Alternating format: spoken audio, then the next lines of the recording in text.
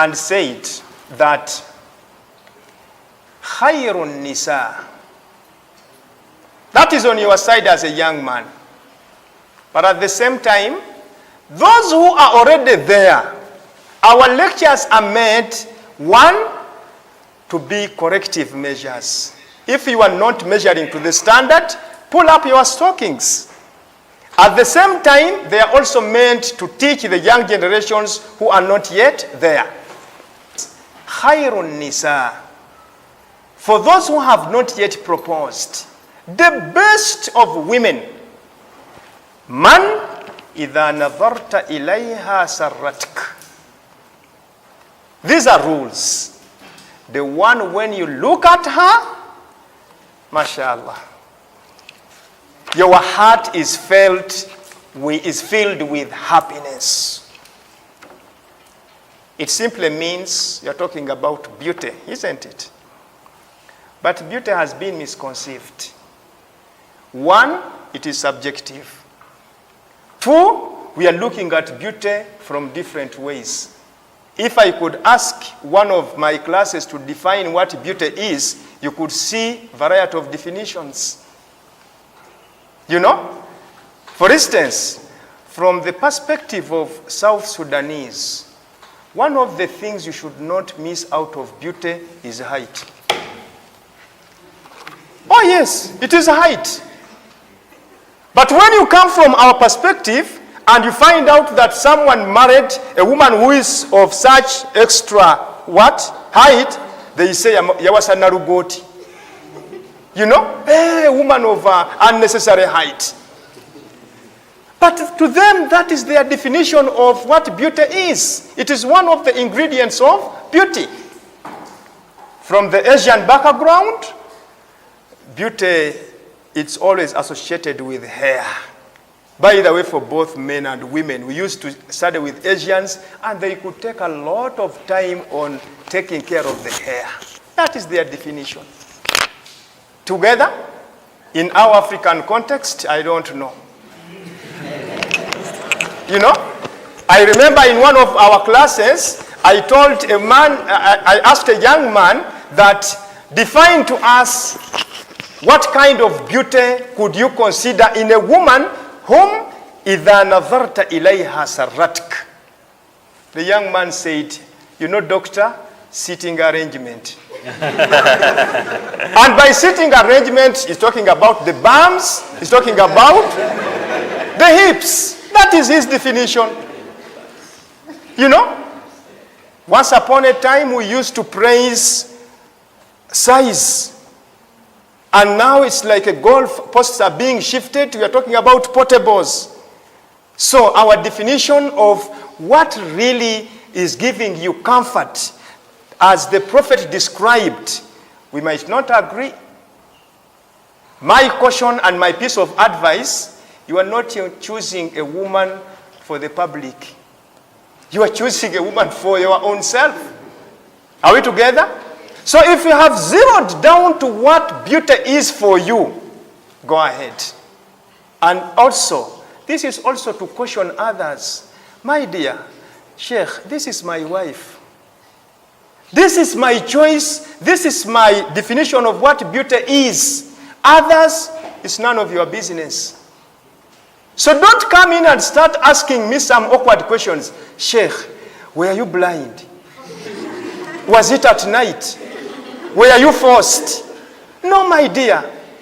I sat somewhere and made a conclusion of what beauty is to me. Because the prophet did not say, Man idha nadhara ilayha nas sarratuhum. We are not talking about tasurrun nadhirin, that it is giving happiness to the onlookers. No, it is mine.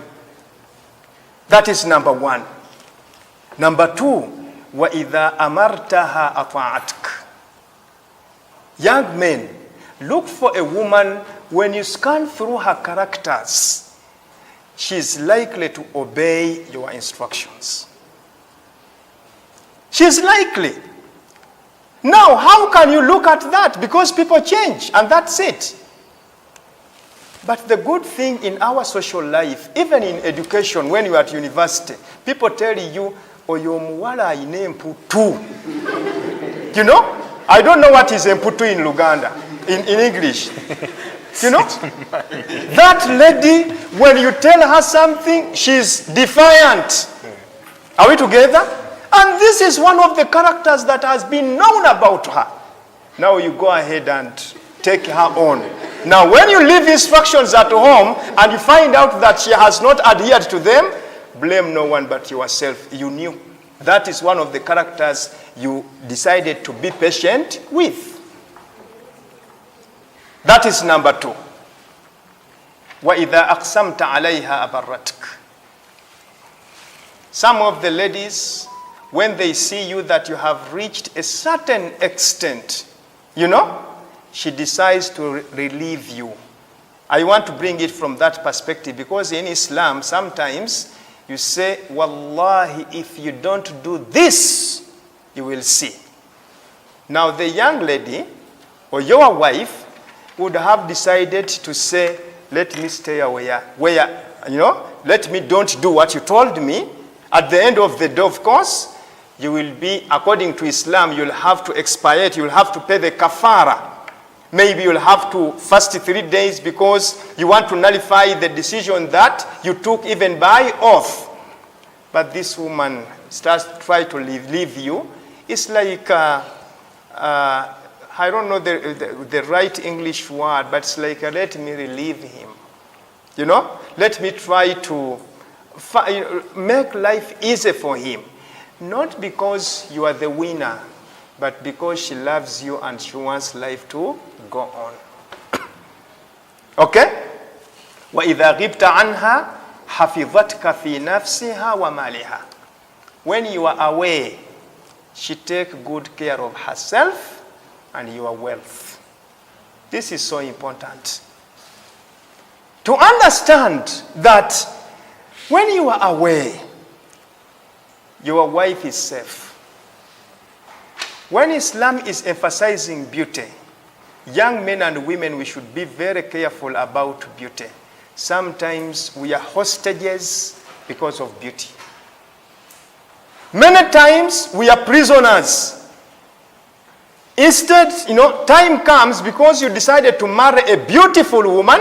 You know you want that kind of beauty that is illuminating, you know.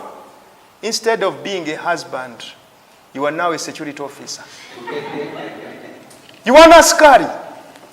From time and again you are checking who called her. Where has she gone? Because yourself you are not at ease. So that is the first model that Islam gave us. The other one is also in another hadith, whereby the Prophet sallallahu alaihi wasallam gave the guidance and said, Tunkahul mar'a li arba'. Is it okay to proceed? Yes, you can continue. Said that a woman is married because of 4 characters. 1, because of her wealth, because of her family background, her lineage, because of her beauty, and because of her piety, her religion. Then the Prophet says, choose the pious, you will be at rest. You would have gotten all the happiness, all the success. Having said that, there are some other considerations. Of course, when you talk about wealth, maybe you are going to find life somehow easy because you are having a woman who is coming from a well-to-do family. When you are talking about the family that she's coming from, you know, sometimes it is good to introduce your wife as a person coming from such and such a family. If you are talking about beauty, we have emphasized it.